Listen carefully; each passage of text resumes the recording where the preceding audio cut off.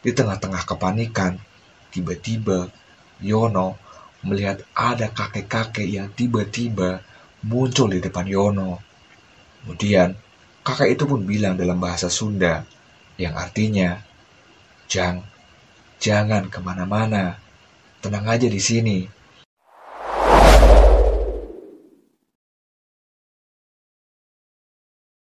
Peristiwa ini dialami oleh Bang Yono. Jadi dari kecil, Yono ini memang sudah suka dengan kegiatan-kegiatan di alam bebas. Salah satunya adalah mendaki gunung. Nah, berdasarkan hobinya inilah, di tahun 2004 silam, ketika Yono masih kelas 1 SMA, dia tertarik untuk ikut dalam organisasi Sispala, alias organisasi siswa pecinta alam. Nama organisasi itu adalah Wanagiri. Dan untuk menjadi anggota resmi Sispala, salah satu syaratnya adalah harus mengikuti pendidikan dasar. Dan pada waktu itu, pendidikan dasar akan dilaksanakan di Gunung Manglayang, tepatnya di Batu Kuda. Mas Yono ini memang sudah beberapa kali mendaki ke Gunung Manglayang sebelumnya. Sekilas tentang Batu Kuda dan juga Gunung Manglayang.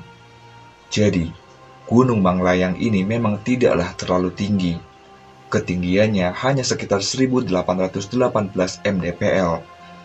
Meskipun terbilang gunung yang tidak terlalu tinggi, gunung ini cukup kental dengan cerita-cerita mistisnya. Misalnya, ada sebuah makam atau kuburan yang berada di atas puncak Gunung Manglayang. Juga tentang mitos kalau Batu Kuda itu merupakan tempat seekor kuda semprani, alias kuda yang katanya bisa terbang. Dan ketika kuda semprani ini sedang terbang, kuda ini tiba-tiba terjatuh ketika seekor kuda dari Gunung Kidul sedang melakukan perjalanan dari Cirebon menuju ke daerah Banten. Bahkan hingga saat ini, tempat ini menjadi tempat bagi orang yang percaya dengan pesugihan dan juga melakukan ritual-ritual tertentu di atas sana. Kita kembali ke ceritanya. Pendidikan pada saat itu diikuti oleh 11 orang, 5 perempuan dan sisanya adalah laki-laki. Dan rencananya, pendidikan dasar itu akan dilaksanakan selama 7 hari. Yono dan rombongannya pun pergi menuju ke daerah Batu Lembang di daerah Bandung, di mana tempat ini akan menjadi titik awal mereka melakukan pendidikan dasar. Dari sana, mereka akan melakukan long march sejauh sekitar 29 km dari Gunung Batu menuju Gunung Manglayang.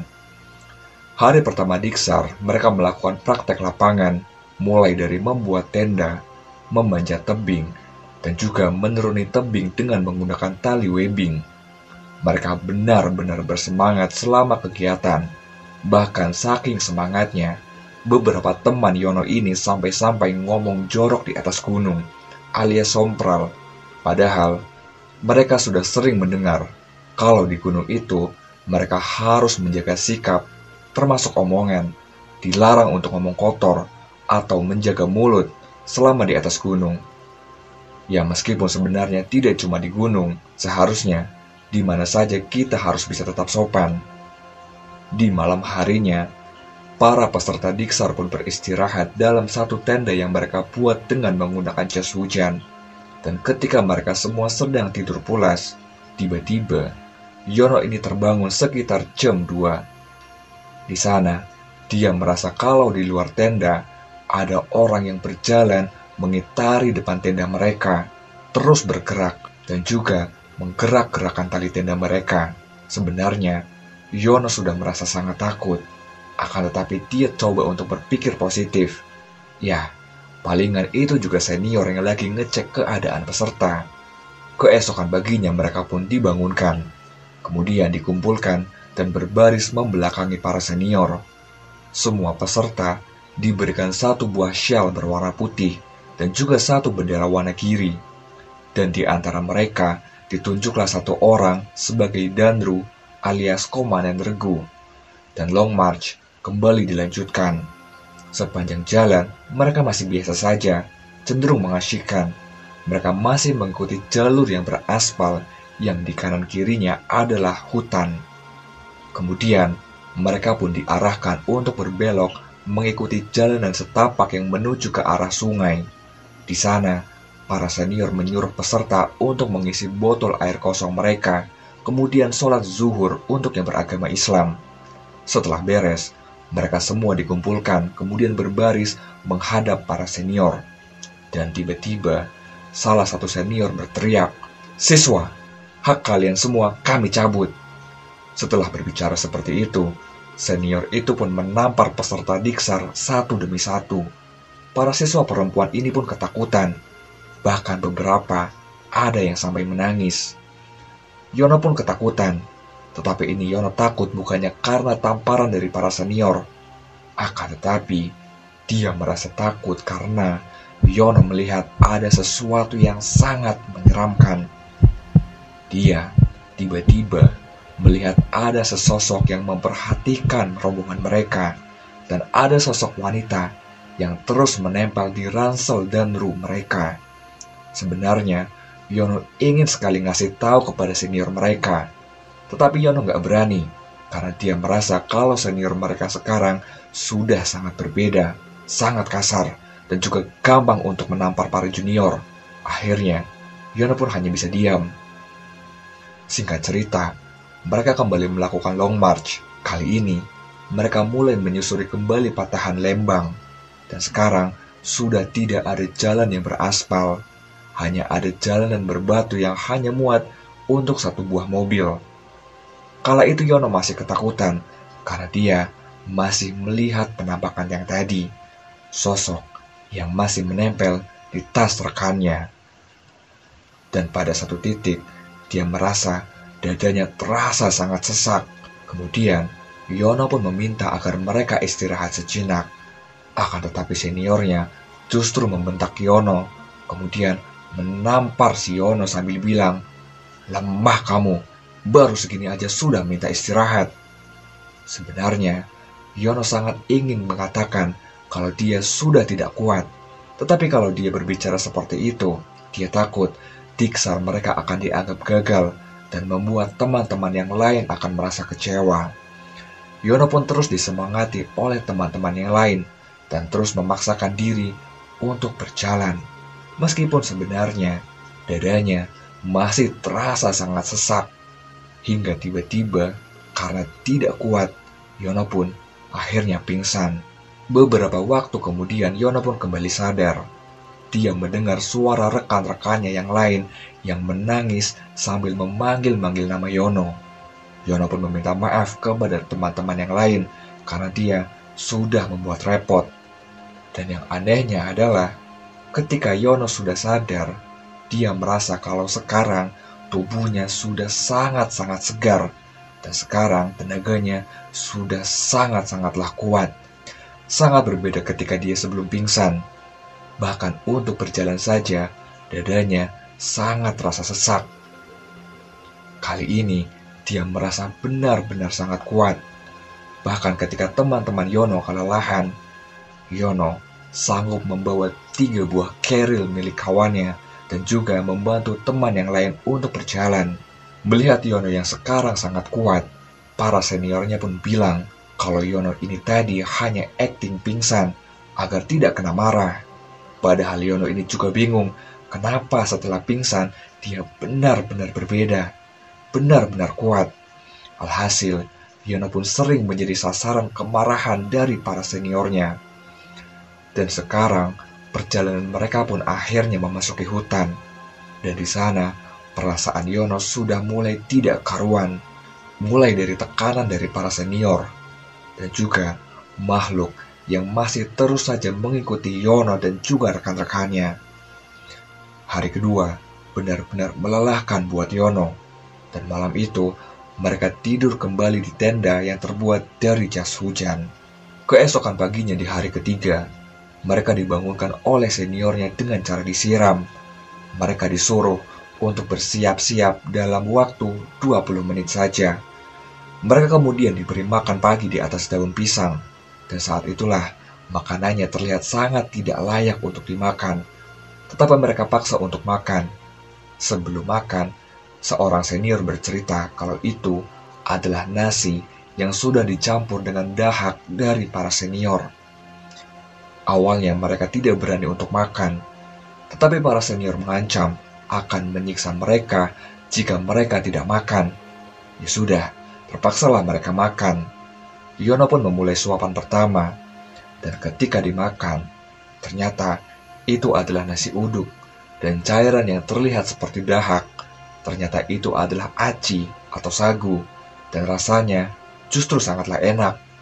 Dan ternyata maksud dari para senior mereka itu adalah baik, agar mereka menghargai makanan dan juga tidak merasa jijik. Intinya, mengajarkan mereka tentang kedisiplinan dan juga menghargai makanan. Siang itu mereka diajarkan tentang navigasi atau cara membaca kompas. Dan hari itu, mereka tidak mendapatkan tekanan secara fisik di hari ketiga. Mereka juga diajarkan beberapa materi penting tentang survival. Di malam harinya, mereka pun istirahat. Dan sekitar jam 8 malam, mereka sudah harus tidur. Karena nanti, sekitar jam 12 malam, mereka akan dibangunkan dan akan melakukan kegiatan jurit malam. Singkat cerita, jam 12 pun mereka dibangunkan oleh para senior. Mereka diberi 2 buah lilin dan juga 10 batang korek api dan juga singkong, jagung rebus, dan bandrek sebagai bekal. Mereka dilarang membuat perapian dan juga berkomunikasi satu sama lain. Satu persatu mereka mulai dibawa masuk ke dalam hutan. Yang pertama adalah Dandru mereka, dan Yono mendapatkan giliran terakhir. Di sana, Yono melihat teman-teman yang lain sudah berdiri satu persatu di bawah pohon yang masing-masing pohonnya berjarak sekitar 10 meter. Tetapi berbeda dengan Yono, dia dibawa agak jauh dan ditempatkan di bawah pohon pisang. Kalau menurut Yono, di hutan itu hanya ada 3 buah pohon pisang. Yono pun bertanya, kok saya berbeda? Tetapi para senior hanya diam, tidak ada yang berani menjawab. Di sana, Yono pun duduk sendirian di bawah pohon pisang. Dari kejauhan, dia melihat seniornya menghampiri teman-teman Yono satu demi satu untuk dites. Kemudian, tibalah giliran Yono. Dari kejauhan, dia melihat seniornya yang berjalan menghampiri si Yono. Tetapi ada yang aneh. Ketika jarak antara Yono dengan seniornya sekitar 10 meter, seniornya malah berjalan ke arah kanan dan melewati Yono begitu saja. Yono pun merasa kaget dan tiba-tiba Yono merasa ada yang aneh karena semua para senior dan juga teman-temannya mereka lari berhamburan, lari meninggalkan Yono. Yono pun refleks, dia berteriak memanggil teman-teman dan juga para seniornya. Akan tetapi tidak ada yang merespon, seperti tidak ada yang tahu kalau di situ ada Yono.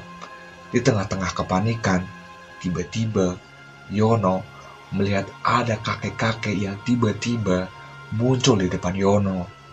Kemudian, kakek itu pun bilang dalam bahasa Sunda, yang artinya, jangan kemana-mana, tenang aja di sini. Yono hanya bisa terdiam, dia tidak bisa berbuat apa-apa, antara bingung dan juga takut. Yono pun berteriak sekencang-kencangnya sambil memanggil nama teman-temannya. Tetapi lagi-lagi, tidak ada satu orang pun yang mendengar dan juga melihat Yono. Padahal, teman-teman yang lain, teman-temannya Yono, ya ada di sekitaran Yono. Kemudian, kakek itu kembali bilang, jangan teriak-teriak, Jang. Yang tenang, sok istighfar sambil selawatan. Sebenarnya, Yono ini sangat ingin sekali untuk kabur, lari, tetapi kakinya seperti tidak bisa digerakkan, seperti kaku. Kemudian, Yono pun mencoba untuk menenangkan diri. Dia pun mulai beristighfar dan juga membaca semua doa yang dia bisa. Bahkan doa mau makan juga dia baca. Dia pun berselawat. Kemudian tiba-tiba dia teringat dengan perkataan Pak D-nya dulu. Kalau melihat makhluk halus, bacalah Al-Fatihah 7 kali, kemudian azan. Dia pun membaca Al-Fatihah dan azan. Akan tetapi, sosok kakek itu masih tetap ada. Dia tidak mau pergi. Malahan, Yono melihat pohon pisang yang ada di sebelahnya sekarang berubah menjadi pocong. Kemudian pocong itu pun loncat menjauhi tempat si Yono. Kakek itu bilang lagi, "Duduk Jang, jangan takut, yang tenang ya." Yono pun nurut. Dia pun mulai duduk dan mencoba untuk menenangkan diri. Yono pun bertanya kepada kakek itu, kenapa kakek itu menghampiri Yono, dan kenapa teman-teman yang lain meninggalkan Yono sendirian. Kakek itu pun menjawab, "Kamu itu berbeda dengan mereka. Kamu adalah keturunan dari teman lamaku yang memiliki kesaktian di tanah Jawa Barat. Tepatnya berasal dari Pengalengan. Kamu itu tidak disukai di sini, Cuk. Kamu pasti banyak melihat makhluk halus yang akan mencelakakan kamu. Tetapi mereka tidak sanggup, karena ada sosok yang menjaga dirimu. Kakek di sini juga menjaga kamu, karena kamu adalah keturunan teman kakek. Jadi kamu gak perlu takut. Nanti kamu akan melihat kejadian yang tidak kamu duga, yang akan menimpa salah satu temanmu yang tidak menghargai gunung ini. Kamu pejamkan matamu dan bacalah Al-Fatihah 3 kali. Kemudian bukalah matamu." Yono pun melakukan apa yang diperintahkan oleh kakek itu. Dan ketika Yono mulai membuka mata, dia sudah tidak lagi melihat kakek-kakek tersebut. Sekarang, Yono melihat beberapa seniornya sedang berdiri mengelilingi tubuh Yono, dan mereka semua terlihat sedang membaca doa-doa. Dan waktu itu, langit sudah mulai terang dan terdengarlah azan subuh. Padahal yang dirasakan Yono itu, dia baru sebentar di sana, belum lama. Salah satu senior mereka yang bernama Andri, dia pun bilang, "Yon, bangun Yon, sadar, ayo ke tenda. Kamu sudah dicari 3 jam lebih, tetapi kami tidak melihat kamu. Dan ketika kami menelpon Pak Yayan, kami disuruh ke tempat ini. Dan kami semua terkejut melihat kamu tidur dalam posisi duduk. Padahal dari tadi, kami sudah bolak-balik di tempat ini." Akhirnya, mereka semua pun kembali ke tenda. Dan pagi itu, semua peserta diksar dan juga para senior berkumpul. Tetapi mereka tidak ada yang membahas tentang peristiwa yang sudah dialami oleh Yono. Dan sekarang ada yang berbeda. Senior mereka sudah tidak lagi membentak dan juga melakukan kekerasan fisik di pagi itu. Mereka pun semua dikumpulkan, kemudian diberikan arahan, serta peserta diksar diberikan sebuah pilihan. Akankah turun atau melanjutkan diksar dan meneruskan diksar yang hanya 2 hari lagi? Setelah berdiskusi cukup lama, mereka pun memutuskan untuk melanjutkan kegiatan diksar. Singkat cerita, di malam harinya, mereka pun kembali masuk ke dalam hutan dan hanya diperbolehkan untuk membawa 2 buah pisau, 2 bungkus korek api, dan juga sebuah tali webbing.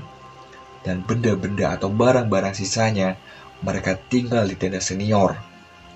Mereka pun diperintahkan untuk membuat bivak dan mencari bahan makanan sendiri. Ya, malam itu mereka diminta untuk melakukan kegiatan survival. Dan saat itu, lokasi kegiatan survival tidak jauh dari aliran sungai. Mereka pun mulai membagi tugas. Sebagian membuat bivak, sedangkan Yono dan juga Danru mereka turun ke sungai untuk mencari ikan, udang, atau apapun yang bisa dimakan. Mereka mendapatkan 3 ekor ikan dan cukup banyak udang. Juga ada buah arbe, pisang hutan, dan daun-daunan yang bisa dimakan. Yono pun mulai mengolah makanan, karena kebetulan hanya Yono lah yang bisa memasak. Singkat cerita, selesai masak-masak, mereka pun makan malam bersama dan juga ngobrol-ngobrol. Hingga tiba-tiba, salah satu senior mereka pun datang, kemudian memanggil Yono. Dan senior itu bilang, "Yon, jaga teman-teman kamu ya, karena di bawah sedang tidak kondusif." Dan ketika Yono sedang diberikan arahan oleh seniornya, teman-teman yang ada di bivak, mereka berteriak, "Yon, lihat ke kanan." Semua orang pun sangat terkejut, karena mereka melihat pohon yang ukurannya sangat besar tiba-tiba saja tumbang. Tetapi yang anehnya adalah pohon itu tidak langsung tumbang ke bawah. Akan tetapi, seperti sedikit berjalan, barulah pohon itu ambruk. Senior itu pun langsung mengajak semua peserta diksar untuk turun ke bawah karena mereka merasa kalau pohon itu ambruk ke arah tenda senior.